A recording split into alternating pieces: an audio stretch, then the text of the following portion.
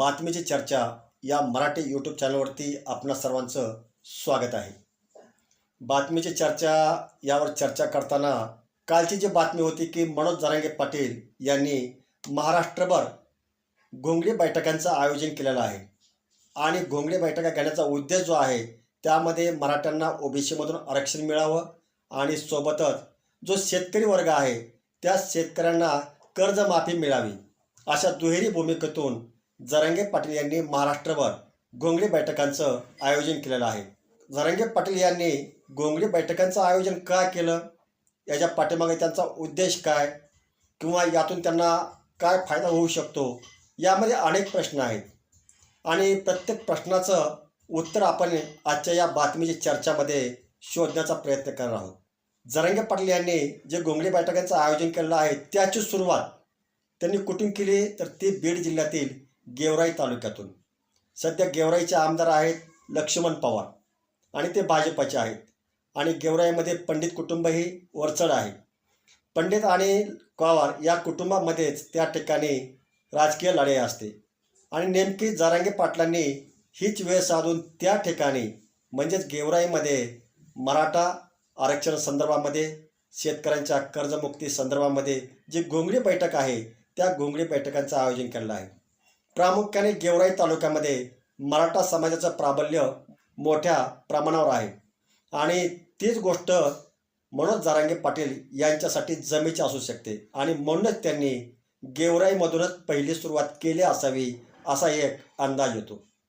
दुसरी गोष्ट, जरांगे पाटलांना साध्य काय करायचं आहे घोंगडी बैठकामधून, तर हे जे आंदोलन आहे हे आंदोलन हमेशा ॲक्टिव्ह मोडमध्ये असलं पाहिजे, हा एक त्यांचा उद्देश आहे. म्हणजे प्रत्येक तालुक्यामध्ये प्रत्येक गावामध्ये जर घोंगडी बैठकांचं आयोजन केलं तर जास्तीत जास्त मराठा समाज हा या आंदोलनाशी जोडला जाईल. तसा तर तो जोडला गेलेला आहे.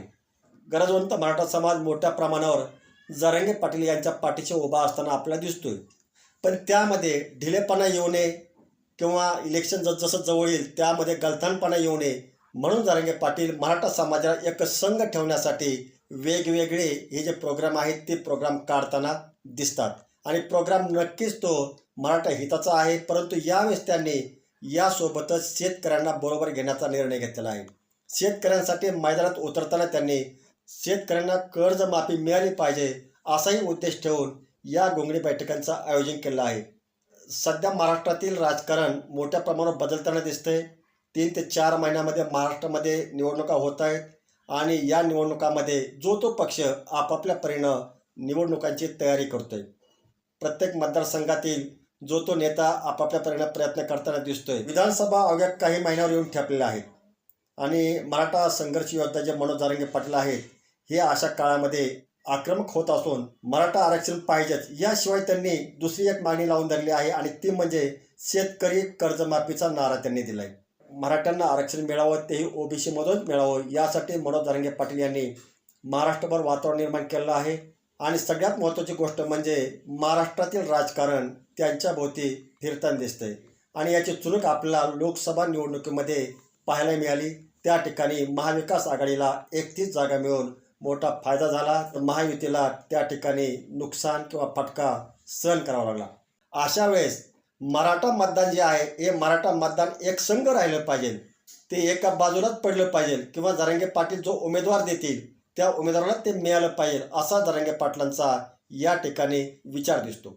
याचाच अर्थ जरांगे पाटील हे जेव्हाही त्यांचा निर्णय ते जाहीर करतील त्यावेळेस काय भूमिका घेतात हे अत्यंत महत्त्वाचं आहे. जर त्यांनी निवडणूक लढवण्याचं ठरवलं तर मराठा मतदान एक गट्टा त्यांना मिळावं आणि जर त्यांनी कुठल्याही पक्षाचे उमेदवार पाडायचं ठरवलं तर तेही पाडताना एक गट्टा मताने पाडण्यात यावेत असा विचार जरांगे पाटील करताना दिसतात. यातून साध्य काय होणार तर सगळ्यात महत्त्वाचं आहे मराठा समाज एक संघ राहणार. काही करून मराठा समाजाला इकडं तिकडं फिरकू द्यायचं नाही. राजकीय नेते वेगवेगळ्या प्रकारचे आमिष दाखवतात, त्या आमिषाला समाजानं किंवा समाजातील जे महत्त्वाचे काही कार्यकर्ते आहेत त्यांनी बळी पडू नये असा जरांगे पाटलांचा एकंदरीत उद्देश आहे आणि त्यामुळे जरांगे पाटील आपला समाज आणि आपले कार्यकर्ते यांनी एकसंघ राहावं यासाठी मनापासून प्रयत्न करताना या ठिकाणी दिसत आहेत आणि त्यांच्या प्रयत्नाला कितपत यश मिळतंय हे आपल्याला आगामी काळात कळेलच. परंतु एकंदरीत मनोज जरांगे पाटील यांनी कंबर कसलेली आहे. महाराष्ट्रभर त्यांनी घोंगडी बैठका घेण्याचं आयोजन केलेलं आहे. परंतु त्यातील सुरुवात जी आहे हे मराठवाडा, पश्चिम महाराष्ट्र आणि उर्वरित महाराष्ट्र जो आहे त्या उर्वरित महाराष्ट्रामध्ये यानंतरचं नियोजन ते करणार आहेत. तर एकंदरीत त्यांनी घोंगडी बैठका घेऊन सरकारला मात्र घाम फोडलेला आहे. यातून सरकारला काहीतरी निर्णय घ्यावाच लागेल. मराठ्यांना आरक्षण द्यायचं का नाही द्यायचं याच्यावर त्यांना कोणतरी भूमिका घ्यावीच लागेल. अन्यथा जरांगे पाटील हे ॲक्टिव्ह मोडमध्ये आहेत आणि मराठ्यांना ओबीसी मधूनच आरक्षण मिळालं पाहिजे या मागणीला समर्थन देणारा मराठा समाज, गरजवंत मराठा समाज मोठ्या प्रमाणावर त्यांच्या पाठीशी उभा राहावा असा त्यांचा विचार आहे आणि त्या दृष्टिकोनातूनच त्यांनी घोंगडी बैठकांचं नियोजन केलेलं आहे. आणि या घोंगडी बैठका कितपत यशस्वी होतात किंवा त्यांना कसा प्रतिसाद मिळतो हे आपण वेळोवेळी पाहणारच आहोत. परंतु सध्या तर त्यांनी घोंगडी बैठकांचं आयोजन करून इतर पक्षांपेक्षा एक पाऊल मात्र पुढे टाकलं दिसून येते.